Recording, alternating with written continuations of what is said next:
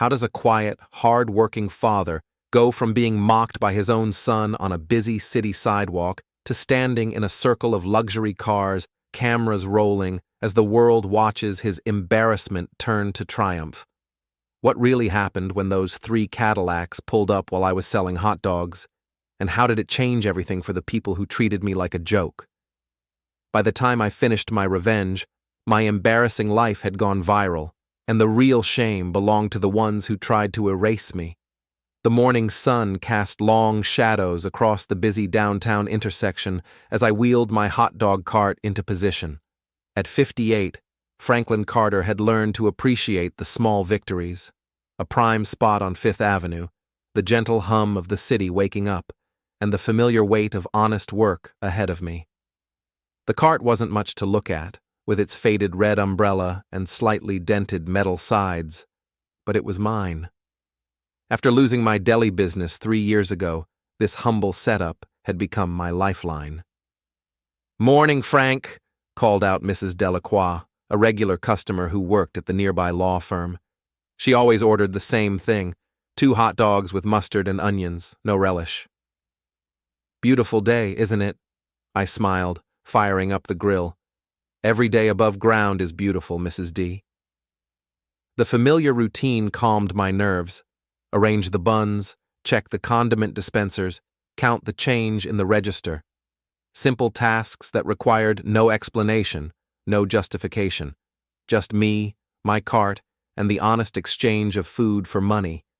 No one here knew about the failed business, the divorce papers Joyce had served me last year, or the way my own son looked at me like I was a stranger who'd disappointed him.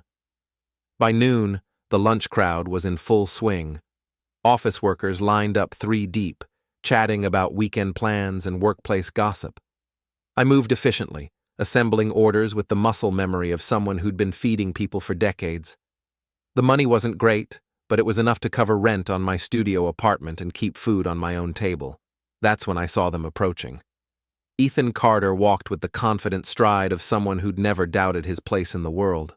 My 32-year-old son wore a tailored navy suit that probably cost more than I made in a month, his dark hair perfectly styled, his expression the kind of casual arrogance that came from a mid-level management position at a tech firm. Beside him, his wife Veronica practically glowed with the satisfaction of someone who'd married up and never let anyone forget it. Her blonde hair was salon perfect, her designer dress hugged her petite frame, and her smile had the sharp edge of someone always looking for the next social climbing opportunity. They were returning from what looked like an expensive brunch, laughing with another couple I didn't recognize.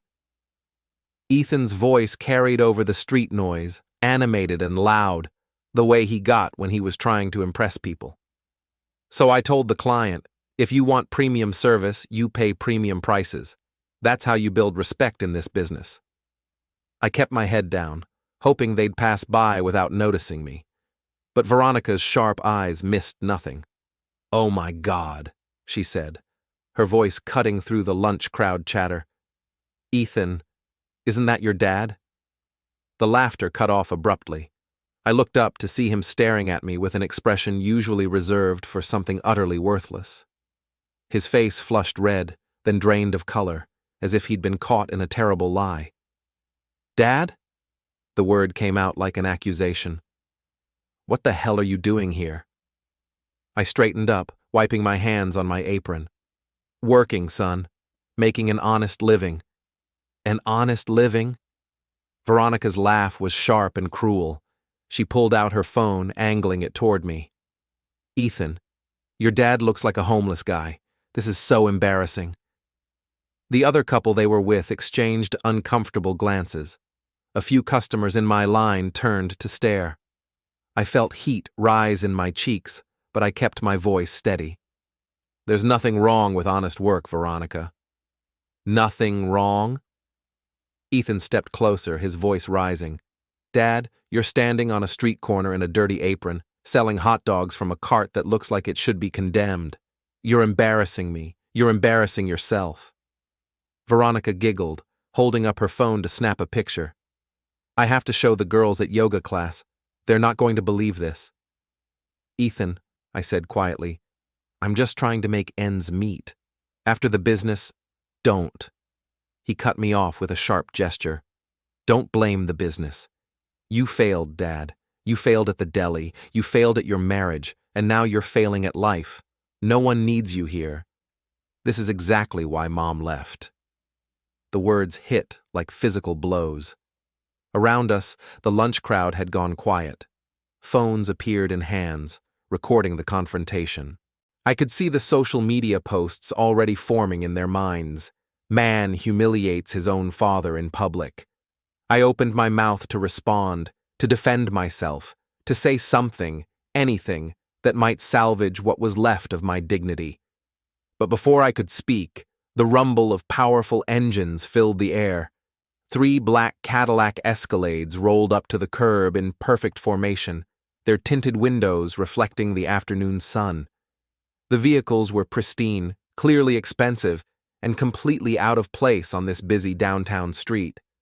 Car doors opened in synchronized precision, and out stepped 3 people who looked like they'd walked off a movie set. The first was a young black man in his late 20s, tall and athletic, wearing designer jeans and a fitted white t-shirt that probably cost more than my weekly groceries. His smile was megawatt bright, the kind that belonged on billboards and magazine covers. He moved with the easy confidence of someone accustomed to being the center of attention. The second was a woman about the same age, Asian American with short purple hair and multiple piercings, carrying what looked like professional camera equipment. She wore black leather pants and a vintage band t-shirt, but everything about her screamed expensive and deliberate. The third was an older white man with silver hair and a perfectly groomed beard, wearing a casual but obviously expensive button-down shirt. He had the bearing of someone important, someone who made decisions that affected other people's lives. But it was the first man who spoke, his voice carrying easily over the street noise. "There he is!" He pointed directly at me, his face lighting up with genuine excitement. "That's him. That's Franklin Carter." Camera flashes popped. The purple-haired woman was already filming, her equipment professional grade and clearly expensive. The older man pulled out his own phone, adding to what was rapidly becoming a media circus. Ethan's mouth fell open. Veronica nearly dropped her phone. The lunch crowd pressed closer, sensing something big was happening, but not understanding what. The young man strode directly toward my cart, his arms spread wide like he was greeting an old friend. "Mr. Carter," he said, his voice warm and genuine, "I'm Trey Washington, and I have been looking everywhere for you." 6 hours later, I sat in my cramped studio apartment, staring at my phone screen in disbelief. The video had already been viewed over 2 million times. 2 million people had watched my son humiliate me on a public street, had seen Veronica laugh and take pictures like I was some kind of circus act. But they'd also seen what happened next. I scrolled through the comments, my eyes burning from the small screen. Most of them were supportive, angry on my behalf, calling Ethan and Veronica names I wouldn't repeat. But scattered among the outrage were questions that cut deeper. How did it get this bad? How does a father end up so estranged from his own son? The answers lay in a box I kept in my closet, filled with photos and documents from better times. I pulled it out now, settling on my small couch with the weight of memory in my lap. The first photo showed Ethan at 8 years old, gap-toothed and grinning, standing proudly behind the counter of Carter and Becker's delicatessen. Mason Becker and I had opened the place in 1995, pouring our savings and dreams into a narrow storefront on the east side. Ethan loved coming to work with me on weekends, carefully arranging pickles in the display case and charming customers with his enthusiasm. "When I grow up, I want to work with you, Dad," he'd said 100 times. "We'll make the best sandwiches in the whole city." The next photo was from Ethan's high school graduation. Joyce stood between us, radiant in a blue dress, her arm around our son's shoulders. I remembered how proud I felt that day, how certain I was that we'd built something lasting. The deli was thriving, Ethan was headed to college on a partial scholarship, and the future seemed bright and predictable. But somewhere along the way, things had started to shift. In college, Ethan studied business administration with a focus on technology management. He came home during breaks full of new ideas about efficiency and market disruption. The deli, which had once seemed like a family legacy, began to look small and outdated through his eyes. "Dad, you could expand this," he'd say, gesturing around the cramped dining area. "Franchise it. Build a brand. You're thinking too small." I'd tried to explain that the deli wasn't just about profit margins. It was about community, about knowing Mrs. Delacroix liked extra mustard, and that old Mr. Petrov always ordered the same turkey sandwich but never had exact change. It was about being part of something bigger than ourselves. But Ethan had moved beyond such simple concepts. After graduation, he'd taken a job at a tech startup, working his way up through sheer determination and a willingness to embrace whatever buzzword-heavy philosophy his employers promoted. He met Veronica at a company mixer. She worked in marketing for a competitor, and their courtship had been conducted like a business merger, all strategic planning and mutual benefit analysis. The deli had struggled during the economic downturn of 2019. Supply costs increased, foot traffic decreased, and the small business loans that had once been manageable became crushing weights. Mason and I had fought to keep the doors open, working 16-hour days and deferring our own salaries to pay employees. Ethan had offered to help, but his assistance came with conditions. He wanted to modernize everything, install tablets for ordering, eliminate inefficient menu items, redesign the space to maximize table turnover. When I'd resisted, he'd grown frustrated. "You're too stubborn to succeed, Dad," he'd said during one particularly heated argument. "You'd rather fail with dignity than succeed with change." Maybe he'd been right. The deli had closed in March 2020, another casualty of circumstances beyond our control.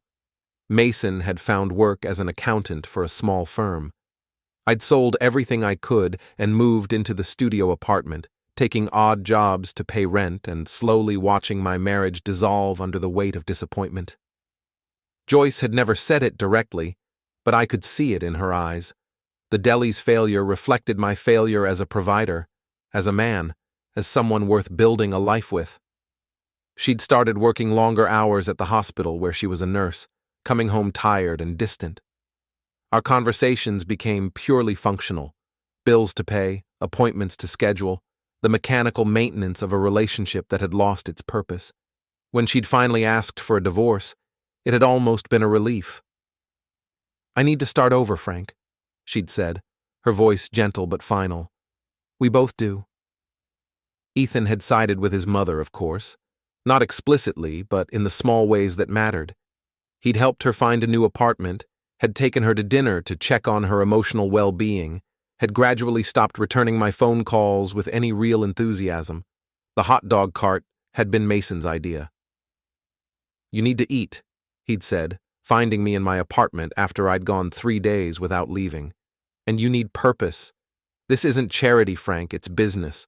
I know a guy who's retiring, wants to sell his cart and route. You've got food service experience. You know how to work with people.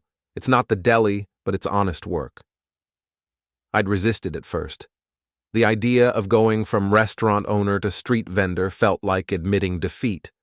But hunger and rent had their own logic, and eventually I'd swallowed my pride and bought the cart. The work was harder than I'd expected, standing for hours in all weather, dealing with drunk college students and impatient office workers, counting quarters and dimes to make sure I had enough change for the next day. But there was also something pure about it. No business partners to argue with, no employees to manage, no complicated supply chains or marketing strategies. Just me, the cart, and the simple exchange of food for money. I'd been doing it for 8 months when Ethan and Veronica had discovered me on Fifth Avenue. My phone buzzed with a text message. The number was unfamiliar, but the message made my heart race. "Mr. Carter, this is Trey Washington. I hope you're doing okay after today. I'd like to talk to you about an opportunity that could change everything. Are you free tomorrow morning? Trey." I stared at the message for a long time, remembering the young man's confident smile and the way he'd called me by name like I was someone important. I thought about the 2 million people who'd watched me get humiliated by my own son, and about the comments from strangers who seemed to understand my dignity better than my own family. Finally, I typed back, "I'm free. What did you have in mind?" The response came immediately. "How would you like to tell your story to the world?" The next morning, I met Trey Washington at a small coffee shop 3 blocks from my usual cart location. He'd chosen a corner table away from the main crowd, but I could see people recognizing him, pulling out phones to sneak photos. He handled the attention with practiced ease, acknowledging fans with quick smiles while keeping his focus on our conversation. "Mr. Carter, Frank, can I call you Frank?" He leaned forward, his expression earnest. "I want you to know that what happened yesterday wasn't planned. My team and I were downtown filming a segment about small business owners when we saw the confrontation. We couldn't just drive by." I sipped my coffee, still processing the surreal nature of the situation. "I appreciate the intervention, but I'm not sure I understand why you're interested in my story." Trey's eyes lit up. "That's exactly why it's powerful. You don't see yourself the way the world sees you. Do you know how many people have shared that video? How many comments are calling you an inspiration?" He pulled out his phone, scrolling through what looked like an endless stream of notifications. "Listen to some of these. This man represents every hard-working father who's been overlooked." The dignity in his face while his own son attacks him broke my heart. "I want to support his business. Where can I find his cart?" The last comment made me look up sharply. "People want to support my business? Frank, you've become a symbol, not because you tried to, but because you represent something real in a world full of fake. Your son and his wife, they represent everything people are tired of. Entitlement, superficiality, the idea that success means stepping on the people who raised you." I thought about Ethan's words from the day before. "You failed, Dad. You failed at the deli. You failed at your marriage, and now you're failing at life." The memory still stung, but sitting across from Trey, I began to see it differently. Maybe failure wasn't about losing a business or getting divorced. Maybe failure was about losing sight of what mattered. "What exactly are you proposing?" I asked. Trey grinned. "I want to help you build something bigger than a hot dog cart. Not because there's anything wrong with the cart, there isn't, but because you have a story that deserves to be heard and a work ethic that deserves to be rewarded." Over the next hour, he outlined his plan. Trey had built his following by finding authentic people with compelling stories and helping them share those stories with the world. His TikTok account had 12 million followers, his YouTube channel had 8 million subscribers, and his influence extended far beyond social media into traditional media and business partnerships. "We start simple," he explained. "Document your daily routine. Let people see the real person behind the viral moment. Show them what dignity looks like in action. Then we build from there. Maybe a cookbook featuring recipes from your deli days.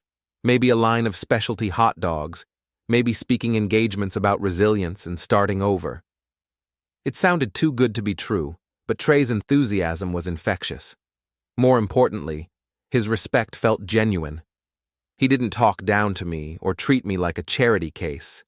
He spoke to me like a business partner, like someone whose opinion mattered. "I need to think about it," I said finally. "Of course. But Frank?" He reached across the table and shook my hand. "Whatever you decide, don't let anyone convince you that you're not worth investing in, especially not family members who should know better." That afternoon, I wheeled my cart to its usual spot. But something had changed. Word had spread about the video, and my lunch crowd was 3 times larger than normal. People lined up not just for hot dogs, but to take selfies, to tell me they'd seen the video, to express outrage at how Ethan and Veronica had treated me. "You're famous," said Mrs. Delacroix, beaming as she ordered her usual. My daughter showed me the video last night. That son of yours should be ashamed of himself. A young woman with bright pink hair handed me a $20 bill for a $5 hot dog. Keep the change, she said, and tell your son he's a piece of work. By the end of the day, I'd made more money than in any single day since starting the cart business. But more than the money, it was the respect that affected me. Strangers were treating me with the dignity my own son had refused to show. That evening, Mason called. "Frank, I've been seeing the video everywhere. How are you holding up?" "Better than expected," I said, and realized I meant it. "Mason, can I ask you something? Do you remember when Ethan used that loan application with my name on it? For his car?" There was a pause. "The BMW? Yeah, I remember.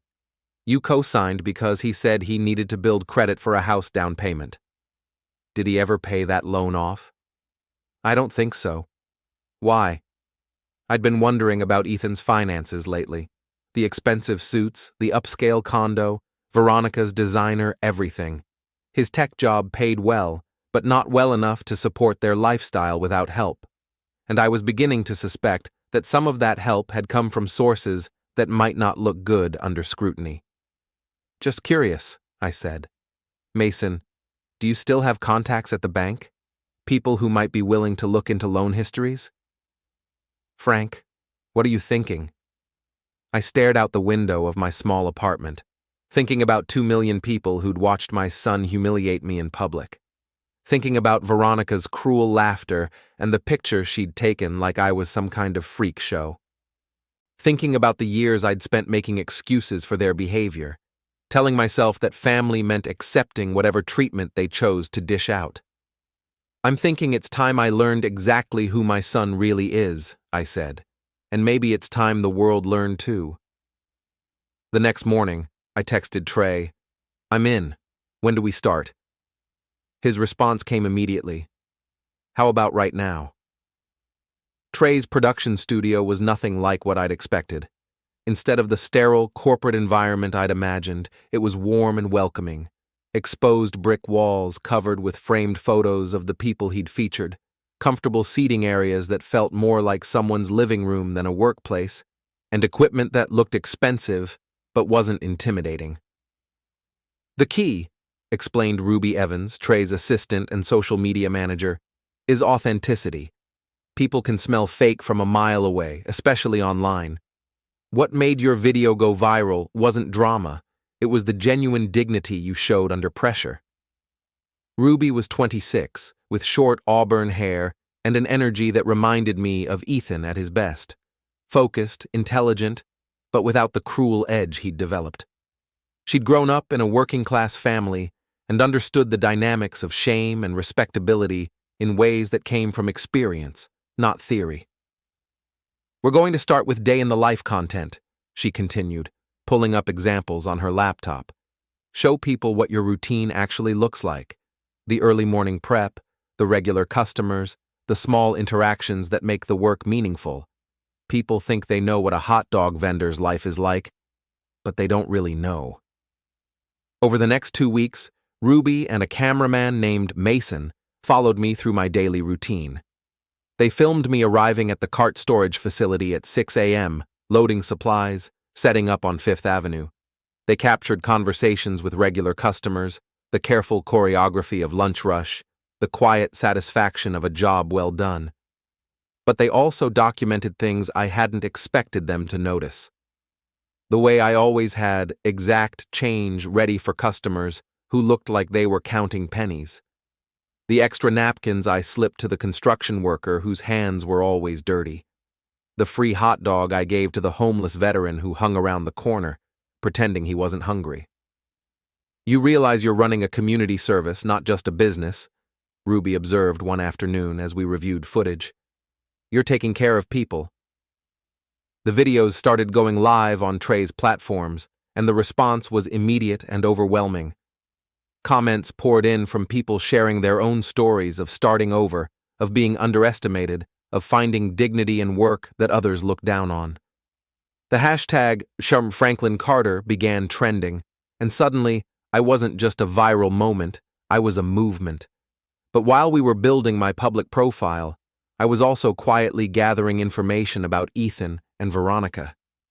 Mason's contact at the bank had been helpful, though cautious. Ethan had indeed co-signed several loans using my credit history and business reputation, loans that were now in various stages of delinquency. The BMW was just the beginning. There was also a personal loan for $25,000 that had been used to fund Veronica's failed attempt at starting an Instagram boutique, and another $15,000 that had gone toward the down payment on their condo. "Frank," Mason said during one of our regular dinners at the local diner, "this is serious. If these loans default, they could come after you. Your name is on the paperwork." I nodded, but my focus was elsewhere.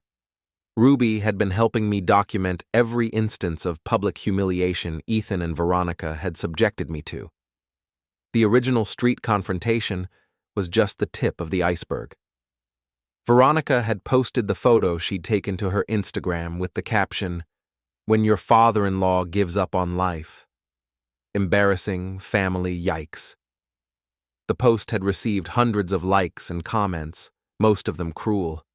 Ethan, meanwhile, had been sharing his own version of events at work. Mason had a friend who worked at the same tech company, and word was getting back that Ethan was portraying my newfound internet fame as a desperate grab for attention. "He's telling people you're exploiting the situation," Ruby reported.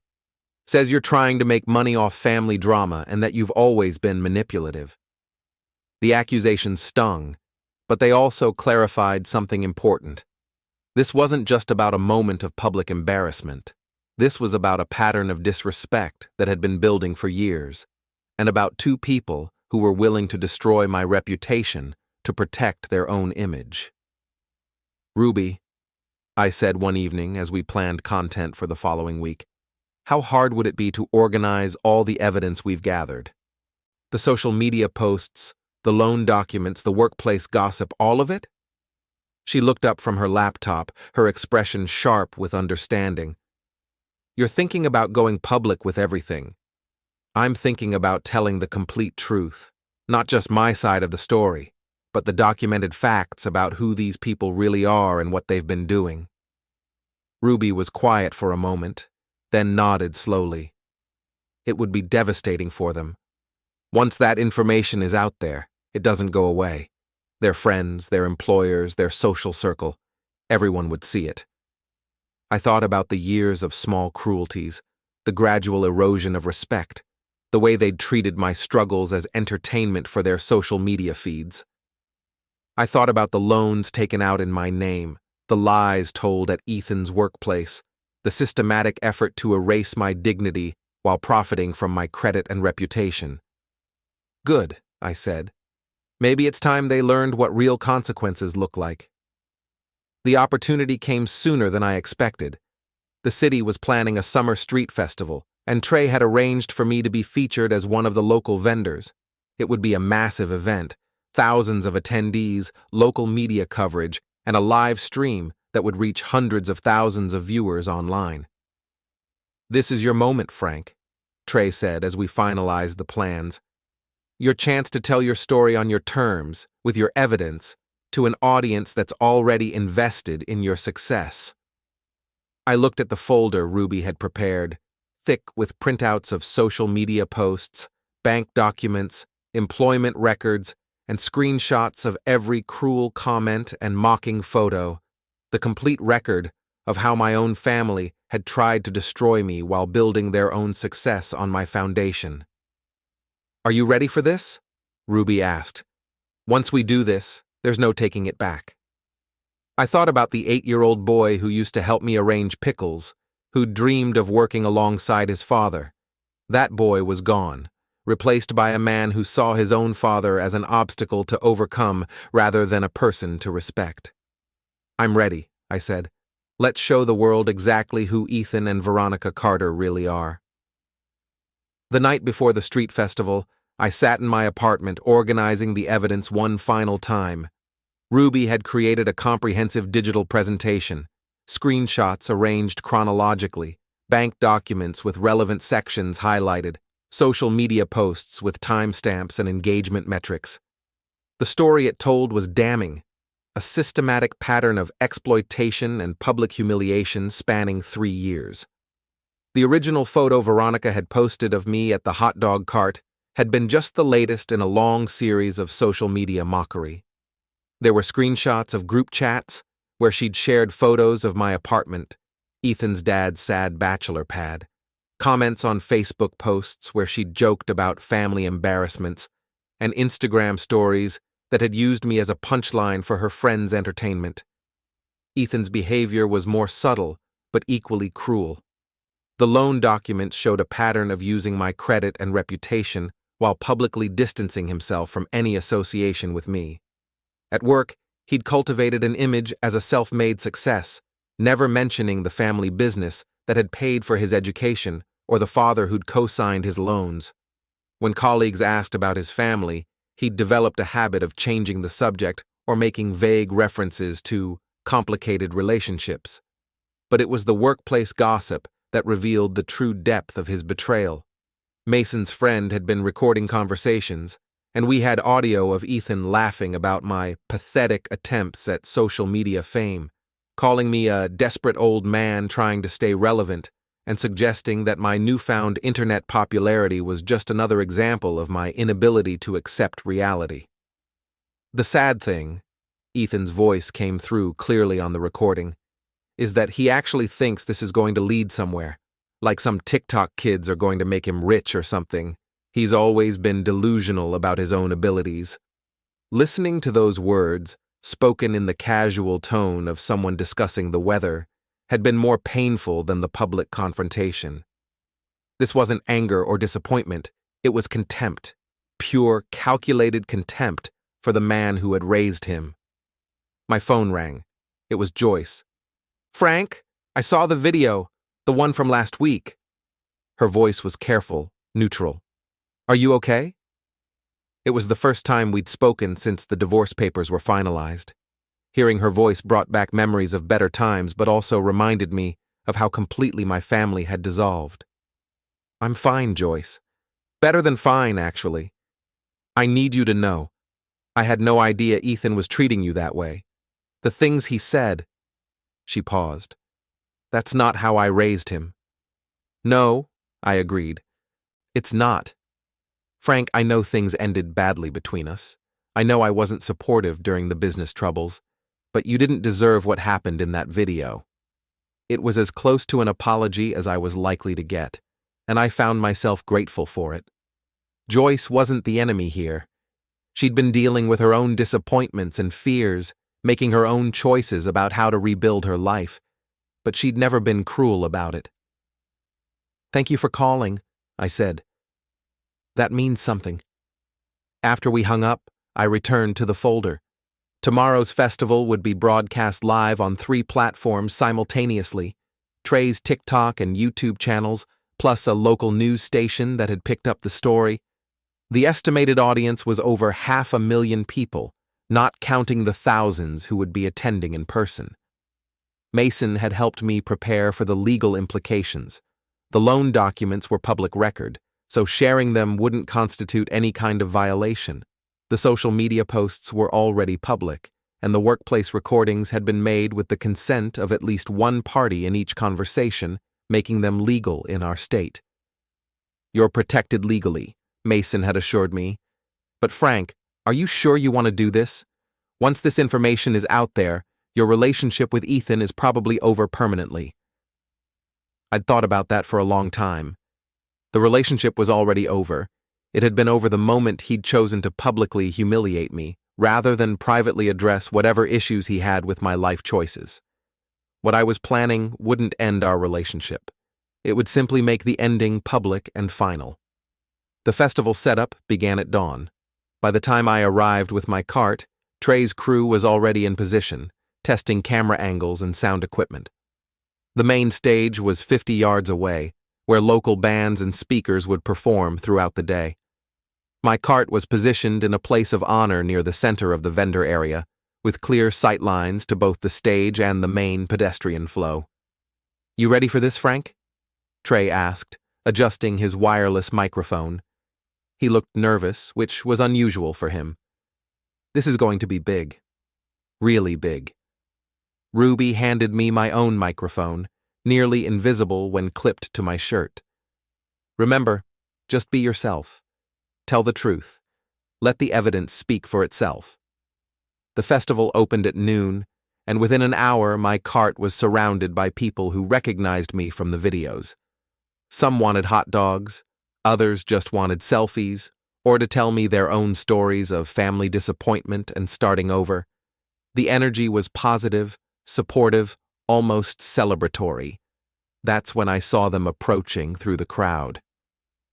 Ethan and Veronica walked with the same confident stride they'd displayed the week before, but something was different. They'd dressed carefully for the occasion, Ethan in casual but expensive clothes that said, "Successful but approachable," Veronica in an outfit that looked effortlessly perfect but had probably taken hours to assemble. They were here intentionally, with purpose. Behind them walked two people I recognized from Ethan's social media, colleagues from his tech company, probably here to witness whatever confrontation they had planned. "Dad," Ethan called out as they got closer, his voice carrying over the crowd noise. "We need to talk." The cameras were already rolling. Ruby had positioned herself for the best angle, while Mason circled to capture reaction shots from the growing crowd of onlookers. This was it, the moment we'd been preparing for. I turned to face my son, the folder of evidence resting on the cart behind me, and smiled. "Hello, Ethan. Veronica. I was wondering when you'd show up." The crowd around my cart had swelled to over 200 people, with more arriving every minute as word spread through the festival that something big was happening. Trey's live stream showed over 300,000 viewers and climbing rapidly. The local news crew had repositioned their cameras to capture the confrontation, and I could see phones recording from every angle.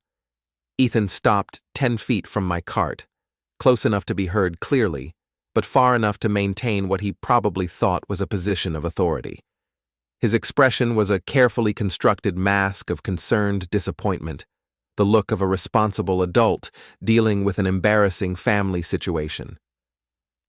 "Dad, this has gone far enough," he said, his voice carrying the tone of someone accustomed to being listened to. "I understand you're upset about what happened last week, but turning our family drama into internet content is it's beneath you." Veronica nodded supportively, her face arranged in an expression of sympathetic concern that looked like she'd practiced it in a mirror. "Frank, we're worried about you. This whole social media thing seems like you're having some kind of crisis." A murmur went through the crowd. Several people shouted out in my defense, but I raised my hand for quiet. This was my moment, and I wanted to handle it properly. "You're worried about me," I repeated, letting the words hang in the air. "That's interesting, Ethan. When exactly did this worry begin? Was it before or after 2 million people watched you call me a failure on a public street?" Ethan's composure flickered for just a moment. "Dad, you're taking that out of context. I was frustrated, yes, but..." Context. I picked up the folder from my cart, feeling its weight. "You know what, son? Let's talk about context. Let's give all these nice people the full context of our relationship." I opened the folder and pulled out the first document, a printout of Veronica's Instagram post featuring the photo she'd taken of me the week before. "This is what my daughter-in-law posted after she saw me working," I said, holding it up for the cameras. Quote, "When your father-in-law gives up on life, #embarrassing, #family, #yikes." 347 likes, dozens of comments making jokes about homeless people and family shame. Veronica's face went pale. "Frank, I was just what? Just publicly mocking a man trying to make an honest living?" I pulled out another sheet. "But that wasn't the first time, was it? Here's a screenshot from your group chat with your yoga friends, dated 6 months ago. You shared a photo of my apartment and wrote, 'Ethan's dad's sad bachelor pad. At least he's not our problem anymore.'" The crowd's murmur turned into something uglier. I could hear people calling out shame and disgusting, but I wasn't done. And here, I continued, pulling out more documents, are the bank records showing the loans my son took out using my name and credit history. $25,000 for his wife's failed business venture, $15,000 for their condo down payment, $12,000 for that BMW he drives to work every day. Ethan's mask was cracking. Dad, those were legitimate loans. You agreed to co-sign. I agreed to help my son build credit, I said, my voice carrying clearly over the crowd. I didn't agree to be your personal bank while you publicly humiliated me for sport. I pulled out my phone and connected it to the portable speaker Trey had provided. But my favorite piece of context is this recording from your workplace, Ethan. This is you talking to your colleagues about your pathetic father and his desperate attempts at social media fame. Ethan's own voice filled the festival air. The sad thing is that he actually thinks this is going to lead somewhere, like some TikTok kids are going to make him rich or something. He's always been delusional about his own abilities. The crowd erupted. People were shouting, some in anger, others in disbelief. Ethan and Veronica were surrounded by hundreds of people who had just heard the complete truth about their character, and the reaction was immediate and devastating. You want to talk about embarrassing? I said, my voice cutting through the noise. Let's talk about a 32-year-old man who built his lifestyle on his father's credit, mocked his father's struggles to entertain his friends, and then had the audacity to call that father a failure in front of 2 million people. Veronica was crying now, real tears that had nothing to do with sympathy and everything to do with the sudden realization that her carefully constructed social image was crumbling in real time. Frank, please, you don't understand. I understand perfectly, I said. I understand that you're both bullies who thought you could treat me like garbage because I didn't have a platform to fight back. I understand that you used my reputation to build your credit and my struggles as content for your social media entertainment. And I understand that you never expected me to have the receipts. Ethan made one last desperate attempt to regain control. This is exactly what I'm talking about, he shouted. You're being vindictive and manipulative, just like you always. Always what? I stepped closer, and for the first time in years, my son actually backed away from me. Always what, Ethan? Always loved you, always supported you, always sacrificed for your future, always co-signed your loans and paid for your education and believed in you even when you made it clear you were ashamed of me? The crowd was completely silent now, hanging on every word. The live stream had passed 500,000 viewers. This wasn't just going viral, it was becoming a cultural moment. You want to know what's really embarrassing? I said, my voice steady and clear. It's not a father working honestly to support himself. It's not a man starting over after life knocked him down. What's embarrassing is a son who treats his father like a dirty secret while living off his credit. What's embarrassing is a woman who thinks cruelty is content and mockery is humor. What's embarrassing is two people so shallow that they can't recognize dignity when it's standing right in front of them. I held up the final document, a printout showing the total amount of debt Ethan had accumulated in my name, along with the payment history showing months of delinquency. The loans you took out in my name are 3 months behind, I said. The bank has been calling me for weeks. So while you've been telling your friends that I'm a failure, you've been failing to pay back the money you borrowed using my reputation. Ethan's face had gone from pale to gray. The colleagues he'd brought to witness his confrontation with his embarrassing father were now backing away, clearly wanting to distance themselves from the disaster unfolding in front of hundreds of thousands of viewers. But here's the thing, I said, setting the folder down and looking directly into the main camera. I'm not angry anymore. You know why? Because in trying to destroy my dignity, you revealed your own complete lack of character. In trying to make me look small, you showed the world exactly how small you really are. The crowd erupted in applause, but I wasn't finished. 3 weeks ago, I was just a man with a hot dog cart, invisible to everyone except the people who needed lunch. Today, I'm standing in front of 500,000 people who see me, who respect me, who understand that a person's worth isn't measured by their job title or their bank account, but by how they treat the people who can't fight back. I looked at Ethan and Veronica, both of them now visibly shaking, surrounded by a crowd that had seen their true nature exposed in excruciating detail. "You called me a failure," I said, "but I'm not the one who's going to wake up tomorrow knowing that 500,000 people watched me get exposed as a fraud and a bully. I'm not the one whose employer is going to see recordings of me mocking my own father. I'm not the one whose friends are going to know that I built my lifestyle on someone else's credit while publicly humiliating them for entertainment." The applause was deafening now, sustained and growing louder. People were chanting my name, holding up signs of support that had appeared from nowhere. The energy was electric, triumphant, the kind of moment that changes everything for everyone involved. I picked up my microphone one final time and looked directly at my son. "You're right about one thing,